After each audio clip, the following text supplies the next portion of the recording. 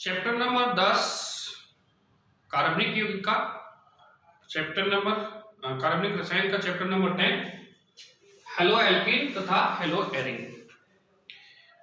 इसमें जो important reactions हैं उनको मैं आपको समझाऊंगा।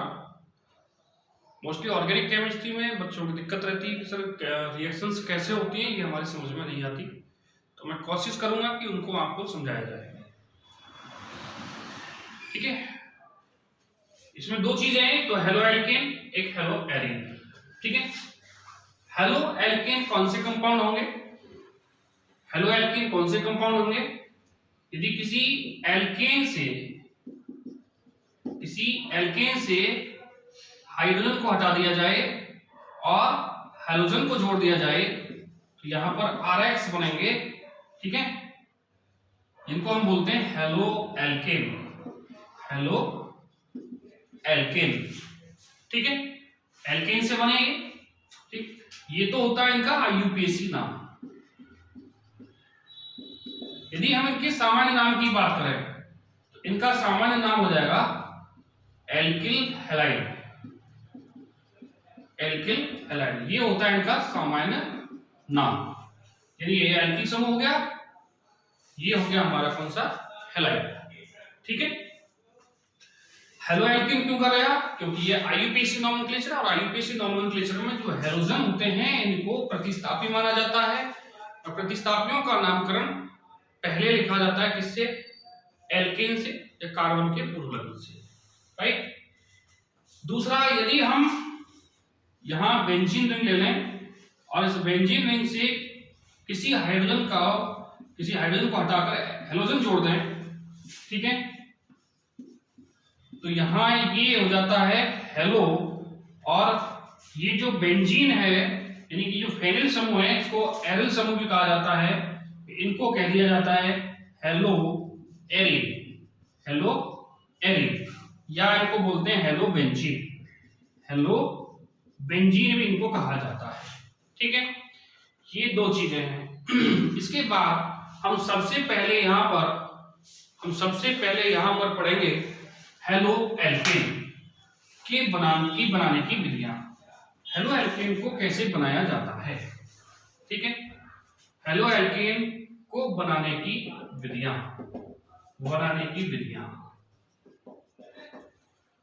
राइट। हमारी NCERT की बुक में सबसे पहले दे रखा है कि मुक्त मूलक हेलोजनीकरण द्वारा, पहला दे रखा है मुक्त मूलक हेलोजनीकरण द्वारा। ठीक है, क्या करवा रखा है? कोई भी यहां पर एल्केन ले रखा है, CH3 CH2 CH2 और यहां CH3। रिएक्शन में यहां पर क्लोरीनीकरण करवा रखा है उसका सूर्य के प्रकाश की उपस्थिति में, HNO की उपस्थिति में, और दो कंपाउंड हमारी बुक में दे रखे हैं, क्या? CH3 CH2 CH2 Cl यानी कि क्लोरोब्यूटेन। ठीक है, प्लस एक दे रखा है यहां पर सेकेंडरी क्लोरो या 2-क्लोरो ब्यूटेन। अब यहां पर इसकी केमिस्ट्री समझना हमें आवश्यक है, ये बना कैसे। ठीक है, एक चीज और बता दूं, यहां पर जो है ये 3% मात्रा में बनता है, ये 97% मात्रा में बनता है। यानी कि ये अधिक मात्रा में बनता है, ये कम मात्रा में बनता है। ठीक है, 2-क्लोरोब्यूटेन ज्यादा मात्रा में बनता है। उसका कारण क्या है? ठीक है, उसका कारण है, यदि हम इसकी केमिस्ट्री देखें तो जब यहां क्लोरीन जो मुक्त मूलक है, ठीक है, यदि यहां पर ये क्लोरीन मुक्त मूलक बनाएगा, ये मुक्त मूलक एक तरह से अभिकर्मक का कार्य करेगा, ये अभिकारक का कार्य करेंगे। हम यहां से 1 डिग्री कार्बन, और ये 2 डिग्री है, ये 2 डिग्री है और 1 डिग्री, इसमें दो प्रकार के कार्बन है, 1 डिग्री और 2 डिग्री। ठीक, हम 1 डिग्री कार्बन से यदि हाइड्रोजन को हटाएं तो क्या बनेगा? यहां पर CH3 CH2 CH2 मुक्त मूलक, यानी कि यहां बनेगा 1 डिग्री ब्यूटिल मुक्त मूलक। ठीक है, हम 2 डिग्री कार्बन के CH बॉन्ड को तोड़ें और मुक्त मूलक बनाएं तो यहां बनेगा CH3 CH2CH, ये मुक्त मूलक, और ये CH3, ये होता है हमारा 2 डिग्री ब्यूटिल मुक्त मूलक। ठीक है, मुक्त मूलकों का जो स्थायित्व का क्रम होता है, मुक्त मूलकों का स्थायित्व का क्रम जो होता है वो होता है सबसे ज्यादा 3 डिग्री मुक्त मूलक का, उसके बाद 2 डिग्री का, उसके बाद 1 डिग्री का, उसके बाद मैथिल मुक्त मूलक का। ठीक है, हमें 2 प्रकार के मुक्त मूलक यहाँ पर प्राप्त होते हैं। कौन कौन से? एक तो होता है 1 डिग्री वाला और एक होता है 2 डिग्री वाला। यहाँ ये दोनों हमें प्राप्त हुए। यदि हम बात करें स्टेबिलिटी की, तो स्टेबिलिटी किसकी जा रहा है यहाँ पर? 2 डिग्री मुक्त मूलक की। ठीक है, 2 डिग्री मुक्त मूलक का स्थायित्व अधिक है और 2 डिग्री मुक्त मूलक का स्थायित्व अधिक होने के कारण जो अधिक मात्रा में उत्पाद बनेगा, जो स्थायी होगा, वो होगा हमारा 2 क्लोरोब्यूटेन। 1 क्लोरोब्यूटेन बहुत कम मात्रा में बनेगा, या हम इनको लिखने की कोई आवश्यकता नहीं है, ये हमें ध्यान रखना है। दूसरा है हमारा इलेक्ट्रॉन रागी प्रतिस्थापन द्वारा। इलेक्ट्रॉन स्नेही प्रतिस्थापन अभिक्रियाएं किसकी करवाई जाती हैं? यहाँ पर बेंजीन की। हमारी बुक में जो है नेक्स्ट रिएक्शन करवा रखी है इलेक्ट्रॉन स्नेही प्रतिस्थापन अभिक्रिया, जो बेंजीन की दे रखी है। बेंजीन का यहाँ हेलोजनीकरण करवा रखा है। ठीक है, बेंजीन का हेलोजनीकरण, ये बेंजीन है लेकिन ये हेलो एरीन बनाएगा, ये मैं आपको समझाना चाह रहा हूं। बेंजीन का हेलोजनीकरण, ये बेंजीन हमने लिया। ठीक है, इसका हम हेलोजनीकरण करवाएं क्लोरीनीकरण, किसकी उपस्थिति में? लुईस अम्ल की उपस्थिति में, FeCl3। और एक चीज और दे रखी है अंधेरे में, इसमें अंधेरे में ये रिएक्शन करवा रखी है। ठीक है, तो अंधेरे में ये जो रिएक्शन है, ये बेंजीन नहीं, सॉरी, ये है टॉलुइन। टॉलुइन की रिएक्शन अंधेरे में करवा रखी है। ठीक है, तो यहां पर हम 2 रिएक्शन पढ़ेंगे, तो अंधेरे वाली, ये ध्यान रखें, एक सूर्य के प्रकाश की उपस्थिति। जब अंधेरे में ये रिएक्शन होगी तो ऑर्थो और पैरा प्रोडक्ट यहां पर बनता है। ऑर्थो और पैरा, यानी Cl ऑर्थो पर जुड़ेगा और Cl इसका पैरा पर भी जुड़ेगा। ठीक है, ये बन जाएगा ऑर्थोक्लोरोटोलुइन और ये होगा हमारा पैरा क्लोरोटोलुइन। ऑर्थोक्लोरोटोलुइन और ये होगा हमारा पैरा क्लोरोटोलुइन। ठीक है, यदि इसी रिएक्शन को, यही टोलुइन की अभिक्रिया, हम टोलुइन का ही क्लोरीनीकरण FeCl3 यानी लुईस अम्ल की उपस्थिति में, प्रकाश की उपस्थिति में करवाए, प्रकाश की उपस्थिति में करवाए, तो यहां पर ऑर्थो और पैरा प्रोडक्ट नहीं बनते हैं। ठीक है, यहां क्या होता है, जो CH3 है यहां से हाइड्रोजन निकलेगा और यहां Cl जुड़ेगा, यानी कि पार्श्व श्रृंखला में हेलोजनीकरण होता है। पार्श्व श्रृंखला यहां पर क्या है, बेंजीन से जुड़ी हुई CH3 है, तो यहां पर क्या होगा, ये CH2 और यहां Cl आ जाएगा और साइड प्रोडक्ट जैसे यहां से HCl निकलेगा तो यहां भी HCl यहां से निकल जाएगा। ये बनता है हमारा बेंजिल क्लोराइड। बेंजिल क्लोराइड बनता है, जिसको हम बेंजिलिक क्लोराइड भी कहते हैं। ठीक है, तीसरा हम बनाएंगे एल्कीनों से। एल्कीन से हम एल्किल हैलाइड बनाएंगे, एल्कीनों से एल्किल हैलाइड। ठीक है, एल्कीन से पहली रिएक्शन हम पढ़ेंगे, एल्कीन पर HX के योग से, एल्कीन पर HX के योग से। ठीक, तो हम यहां पर बात करें, एल्कीन 2 प्रकार की होती है, सम्मित और असम्मित। ठीक है, सम्मित एल्कीन और असम्मित। तो पहली रिएक्शन हम पढ़ेंगे सम्मित एल्कीन पर HX के योग से। जैसे हम ले यहां पर CH2 CH2 द्विबंध के दोनों कार्बन की संख्या समान है तो सममित एल्कीन होगी। यहाँ पर HX का हम योग करवाएं, HX का हम योग करवाएं तो क्या होगा, HX का योग कैसे करवाएं, या तो पाई बॉन्ड को हम इधर ले जाएं या पाई बॉन्ड को इधर लाएं। पाई बॉन्ड जब इधर आएगा तो यहाँ पर नेगेटिव चार्ज आएगा और इस पर आएगा पॉजिटिव चार्ज इस कार्बन पर। यहाँ HX को हमको तोड़ना है तो विद्युत ऋणता हाइड्रोजन की अधिक होगी, इस पर नेगेटिव चार्ज आएगा, इस हाइड्रोजन पर पॉजिटिव चार्ज। अब क्या करना है, प्लस को माइनस से, माइनस को प्लस से जोड़ दें, क्या बन जाएगा CH3CH2X, यानी कि ये बन जाता है हमारा क्या, हेलो हेलो एथेन। ठीक है, ये एक एल्किल हैलाइड बन गया। बी जो इंपॉर्टेंट रिएक्शंस हैं वो बी वाली है, यानी कि असममित एल्कीन हम लें, असममित एल्कीन पर हम HX का योग करवाएं तो असममित एल्कीनों पर HX का योग, ध्रुवीय अभिकर्मक भी हम इसको कह सकते हैं, HX को ध्रुवीय अभिकर्मक, ध्रुवीय अभिकर्मक भी हम इसको बोल सकते हैं। क्यों?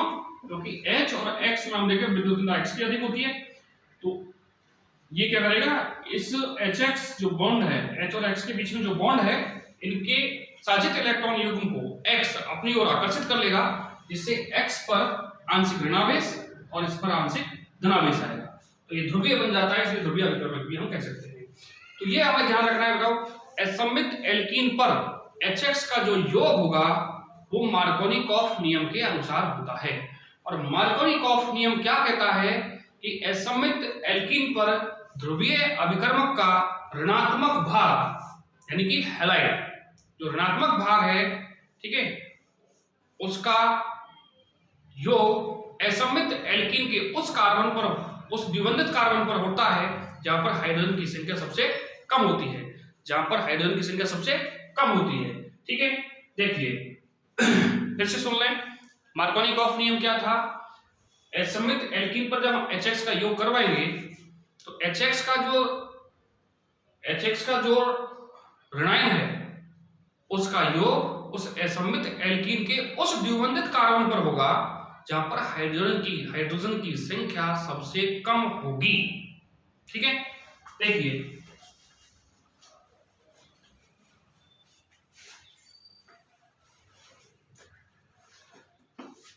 मार्कोनिकॉफ नियम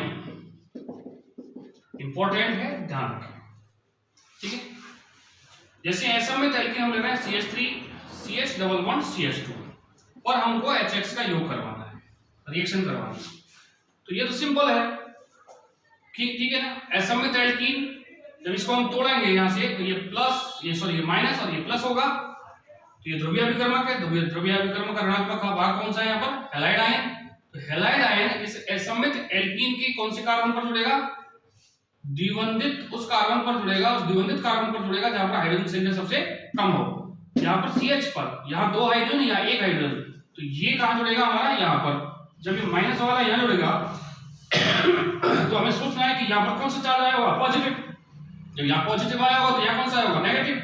तो नेगेटिव पर कौन जुड़ेगा, हाइड्रोजन। तो इस तरह से यहाँ बना लेता है ये CH3CH, तो ये X और ये CH3।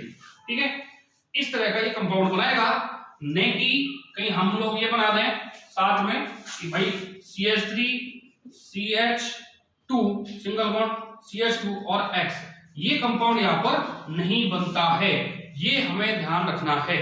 राइट, अब इसकी हम केमिस्ट्री देखें, तो केमिस्ट्री की हम बात करें, देखिए ये जो CH3CH11CH2 है, इसको हम दो तरह से इस बॉन्ड को तोड़ सकते हैं, पाई बॉन्ड को।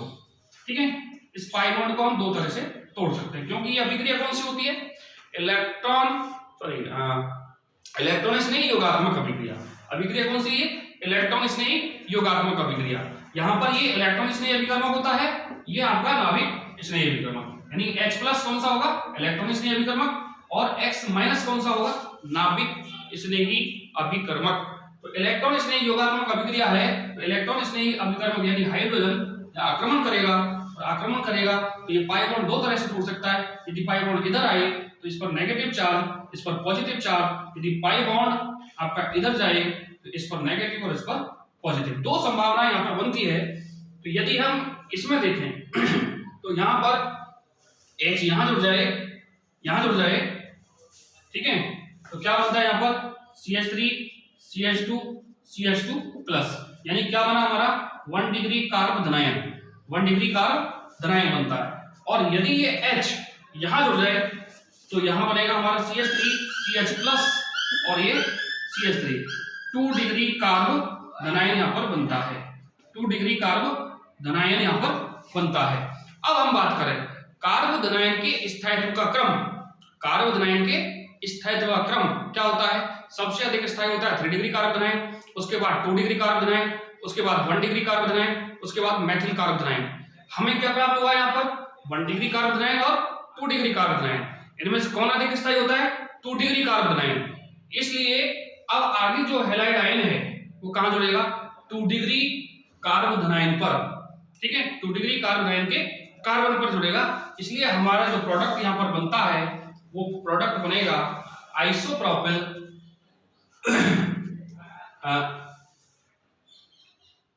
Isopropyl halide. कौन सा बनेगा? आइसोप्रोपिल हैलाइड, ठीक है। जस्ट इसके विपरीत यदि हम एंटी मार्कोनिकॉफ नियम पढ़ें तो एंटी मार्कोनिकॉफ नियम को समझने के लिए आपको ध्यान रखना है ये जो तीर का चिन्ह है, इस तीर के चिन्ह पर आ जाए परोक्साइड, परोक्साइड, तो अब अभिक्रिया दूसरी हो जाएगी। अब परोक्साइड की उपस्थिति में यहाँ पर स्थायित्व ज्यादा होगा, ठीक है, यहाँ पर क्या बनेंगे? मुक्त मूलक बनेंगे और यहाँ जो उत्पाद बनेगा वो कहाँ होगा? आइसो वाला ना बनकर क्या बनेगा? क्या बनेगा? CH3CH2 और CH2X, यानी कि एंटी मार्कोनिकॉफ। मार्कोनिकॉफ में तो क्या था? हैलाइड कहां जुड़ रहा था? उस द्विबंधित कार्बन पर जुड़ रहा था जहां पर डबल, जहां पर हाइड्रोजन की संख्या सबसे कम थी। एंटी मार्कोनिकॉफ में उल्टा हो जाएगा, एंटी मार्कोनिकॉफ में उल्टा हो जाएगा, यानी कि हैलाइड आयन कहां जुड़ेगा? उस द्विबंधित कार्बन पर जहां पर हाइड्रोजन की संख्या अधिक होगी, ठीक है। ये हमें समझना है।